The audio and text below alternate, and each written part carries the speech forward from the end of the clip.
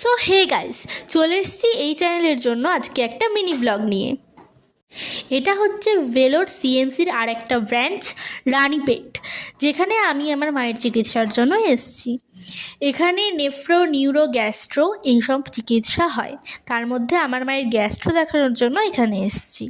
তো চলো আজকে তোমাদের সাথে শেয়ার করি রানীপেটের চার্চ।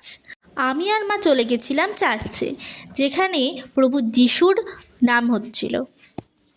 ঠাকুরের জায়গায় গেলে একটা আলাদাই শান্তি অনুভব করা যায়। আমরা যখন গেছিলাম তখন ছিল বিকেল বিকেল, আর আরেকটু সন্ধে হলে লোকজন একটু বেশি আসে। আমি সিএমসি ভেলোরের মেন ক্যাম্পাসের চার্চে অনেকবার গেছি, কিন্তু রানীপেটের ক্যাম্পাসের চার্চে এই নিয়ে দুবার এলাম। চার্চটা ছোটোর মধ্যে খুবই সুন্দর।